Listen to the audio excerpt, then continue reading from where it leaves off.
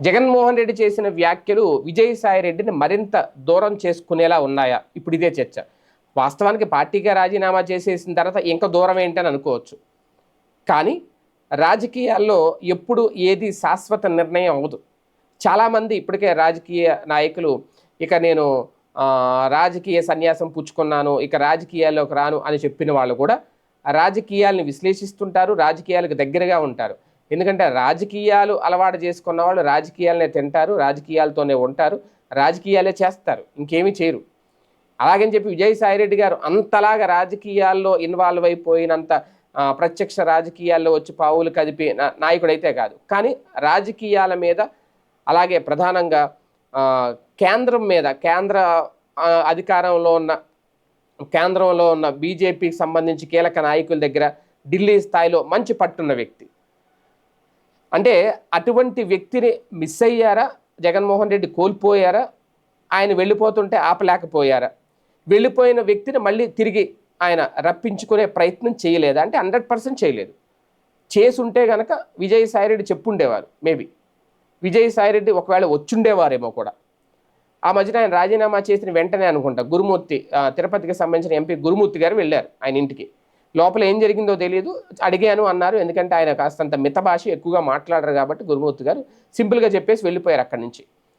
అంతే తప్ప ఇంకా అలాగనే మిగిలిన నేతలు ఎవరు ఇవ్వలేదు. ఒక మిథున్ రెడ్డో లేదంటే ఇంకొకరు వెళ్ళి విజయసాయిరెడ్డి గారితో కూర్చోలేదు. మరి జగన్ గారు వెళ్ళొద్దని చెప్పారు, జగన్ మాట కాదని లేక వాళ్ళు వెళ్ళలేదు. ఎందుకంటే ఆ టైంలో జగన్మోహన్ రెడ్డి గారు కూడా ఇక్కడ లేరు కాబట్టి ఓకే గురుమూర్తి గారు వెళ్ళారు, వచ్చారు. తర్వాత ఏం జరిగిందనేది ఓకే అంతా ఓపెన్.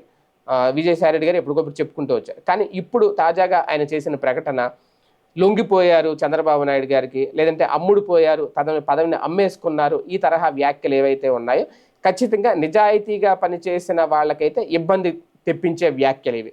నిజంగా సాయిరెడ్డి గారు ఏమీ ఆశించకుండా మొదటి నుంచి జగన్ కోసం పార్టీ కోసం పనిచేసిన వ్యక్తి అనేది అందరికీ తెలుసు.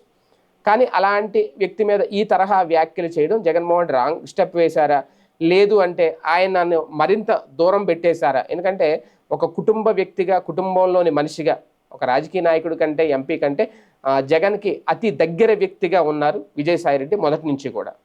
అధికారంలో లేనప్పుడు, అధికారంలో ఉన్నప్పుడు కూడా అలాగే ఉన్నారు ఆయన. 2014 నుంచి పార్టీ పెట్టినప్పటి నుంచి కూడా, అంతకుముందు నుంచి కూడా ఒక రకంగా చెప్పాలంటే వైఎస్ రాజశేఖర గారు ఉన్నప్పటి నుంచి. అలాంటి వ్యక్తి ఒక్కసారిగా ఓకే ఒక కోటరీ అనుకోకుండా జగన్ చుట్టూ కోటరీ చేరి జగన్మోహన్ రెడ్డికి విజయసాయిరెడ్డికి గ్యాప్ పెంచి ఆయన్ని బయటికి పంపించేలా చేయడంలో వాళ్ళు సక్సెస్ అయ్యారు.